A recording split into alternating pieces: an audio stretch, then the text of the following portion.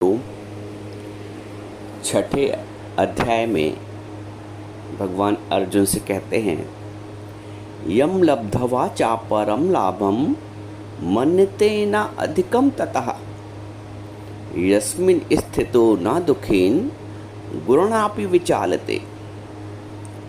भगवान अर्जुन से कहते हैं कि परमात्मा की प्राप्ति रूप जिस लाभ को प्राप्त होकर उससे अधिक दूसरा कुछ भी लाभ नहीं मानता जो साधक, कि भगवत लाभ भगवत प्राप्ति ही सबसे बड़ा लाभ है, इससे बड़ा संसार में दूसरा कोई लाभ है ही नहीं। और परमात्मा प्राप्ति रूप जिस अवस्था में स्थित योगी बड़े भारी दुख से भी चलायमान नहीं होता। दो बातें भगवान ने इस श्लोक में कही है। एक तो जो साधक है, जो ज्ञानी है, जो आत्मज्ञानी है, वो ईश्वर प्राप्ति के लाभ से बड़ा कोई लाभ नहीं मानता, भगवत लाभ से बड़ा कोई लाभ नहीं मानता, सत्संग की प्राप्ति के लाभ से बड़ा कोई लाभ नहीं मानता, गुरु की वचन के प्राप्ति से बड़ा कोई लाभ दुनिया में नहीं मानता है। एक बड़ी बात है, देखो, अपने आप को तौलने के लिए हम किस लाभ को महत्व देते हैं और भगवान किस लाभ की बात कर रहे हैं। हम जीवन भर अपना जो अमूल्य समय है, अमूल्य श्वासें हैं, वो किस लाभ को प्राप्त करने के लिए, किस लाभ को प्राप्त करने के लिए, एक गहरा विषय है। हम जीवन भर दिन भर कहाँ व्यस्त रहते हैं, किस लाभ की प्राप्ति के लिए।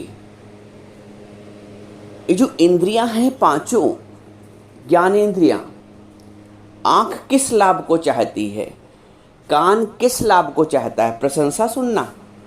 आंख किसको देखना चाहती है, धन संपदा वैभव।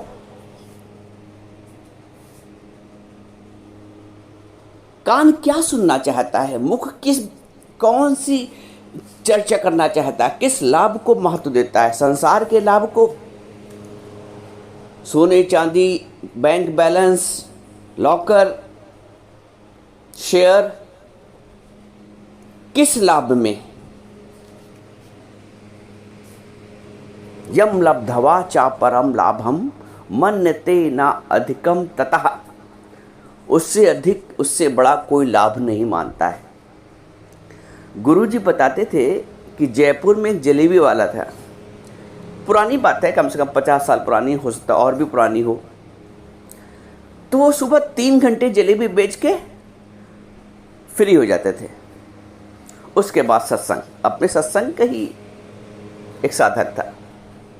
सुबह 3 घंटे जलेबी बेची और उतनी देर में लोग पूछते थे कि सारा दिन क्या करोगे।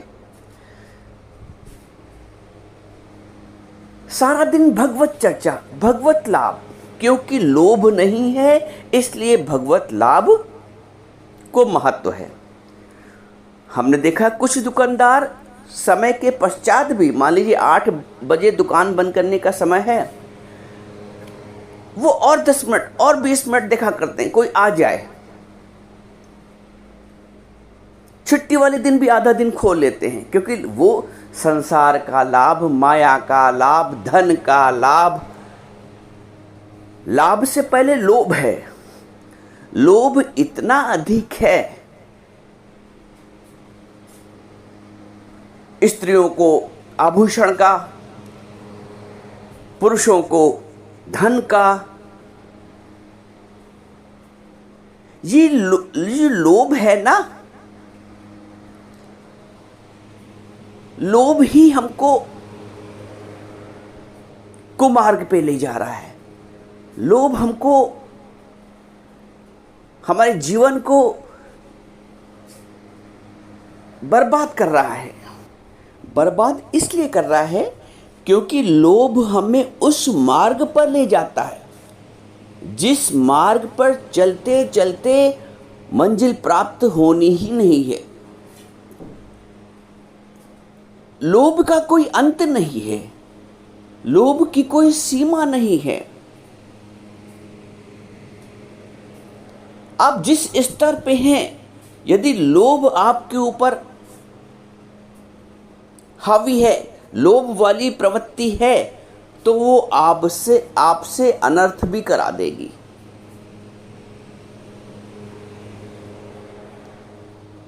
संसार के लाभ में आपका जीवन खपा देगी और उस लाभ को प्राप्त करने के पश्चात भी तृप्ति नहीं होगी। इसलिए भगवान अर्जुन से कहते हैं कि यम लब्धवा चापरम लाभम, जिसकी प्राप्ति के पश्चात कुछ और शेष नहीं रह जाता है। जिस लाभ की प्राप्ति के पश्चात ज्ञानी इतना तृप्त है कि बोलता है का मांगू कुछ स्थिर ना रहाई। क्या मांगू, क्या लोभ रखूं परमात्मा से, कुछ स्थिर रहने वाला तो हो, जो जाने वाला है उसके लिए क्या आश करूं। जब हमें भगवत लाभ की ओर हमारी वृत्ति बनेगी तो संसार के लोभ से मुक्ति स्वतः हो जाएगी। वो जो जलेबी वाले भैया थे जयपुर के, उनको परमात्मा लाभ की जो वृत्ति बनी, भगवत लाभ की, सत्संग लाभ की जो वृत्ति बनी, उसने उनके लोभ को समाप्त कर दिया। वो बोलते थे कि 3 घंटे में जितना भी आ जाए प्रारब्ध में, बाकी ये जीवन परमात्मा के लेखे, बाकी ये जीवन परमात्मा के लेखे। हम कितना जीवन परमात्मा के लेखे करते हैं? यदि एक दिन का भी आकलन कर लो तो तुम 18 घंटे माया को,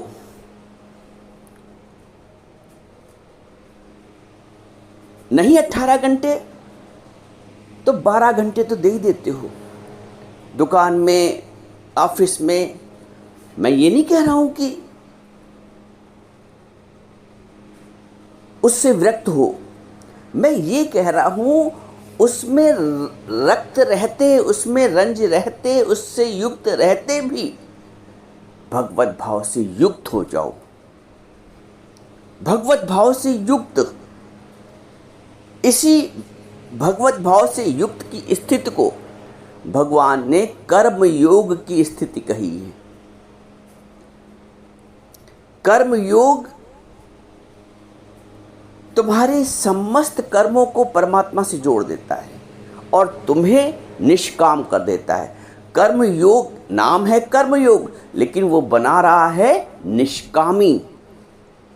ज्ञानी प्रत्येक कर्म करता है, करते हुए भी अकर्ता रहता है, निष्काम रहता है, क्योंकि भगवत भाव से कर्म होता है उसके शरीर से। भगवत भाव से किया गया कर्म कर्म योग होता है, और जो कर्म योग के सिद्धांत पे कर्म किया जाता है वो निर्बंधन होता है। वो जलेबी वाले भैया निष्कामी थे, वो 3 घंटे में जितना बेच लेते थे। ऐसा नहीं कि परिवार नहीं था, परिवार भी था, लेकिन ईश्वर उनको उतने में ही उनका भला करता था, क्योंकि उन्होंने ईश्वर का लाभ प्राप्त किया तो ईश्वर उतने में ही उनको भला करता था, इतने में ही संतुष्टि करता था। हमने किस लाभ को महत्व दिया है? कौन सा हमारी जो वृत्ति है, किस लाभ की ओर? हम दिन भर कहाँ खपे रहते हैं, कितने जोड़ घटाने में लगे रहते हैं, जीवन भर जोड़ घटाने में लगे रहते हैं। अब इतना हो जाए तो इतना हो जाए, ऐसे हो जाएगा, फिर ऐसा हो जाए तो ऐसा हो जाएगा। कितने जोड़ घटाने में लगे रहते हो, विरक्ति नहीं होती है, जी नहीं उबता है। अपने आप से बात करो, अपने आप से बात करो। गुरु रोज तुम्हें दृष्टि देता है, गुरु रोज विवेक खोलता है। विवेक खुलता है तो कम से कम वार्ता तो हो अपने आप से। हर व्यक्ति अपने आप से वार्ता, हर साधक अपने आप से वार्ता करे कि ये जीवन कहाँ जा रहा है, किस तूतु में जा रहा है,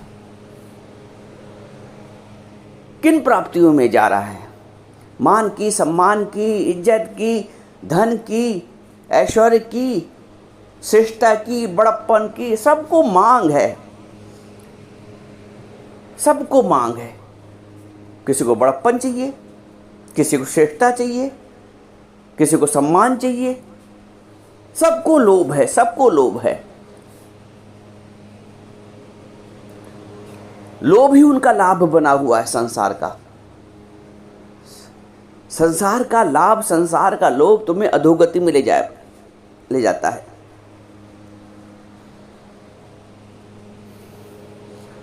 अधो गच्छन्ति तामसा, भगवान बोलते हैं अधो गच्छन्ति तामसा। जो तामसी प्रवृत्ति के लोग होते हैं, लोभ वाली प्रवृत्ति के लोग, वो अधोगति में जाते हैं। अधो गच्छन्ति तामसा ऊर्ध्वं गच्छन्ति सत्वस्था।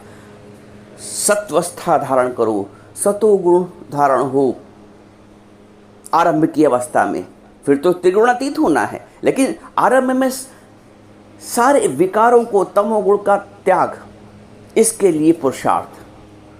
तुम पुरुषार्थ करते हो माया कमाने के लिए, तुम पुरुषार्थ कमाते हो संसार की श्रेष्ठता कमाने के लिए, संसार का बड़प्पन कमाने के लिए। कोई माने, कोई पूछे, कोई समझे, कोई जाने। सारा पुरुषार्थ, सारी शक्तियाँ दिन भर उसी में चली जाती हैं, पर चर्चा में। हरी चर्चा कब करोगे? वो जलेबी वाले भैया हरी चर्चा करते थे, 3 घंटे कमा लिया दिन भर में। हम, ये उनकी तृप्ति का बिंदु था।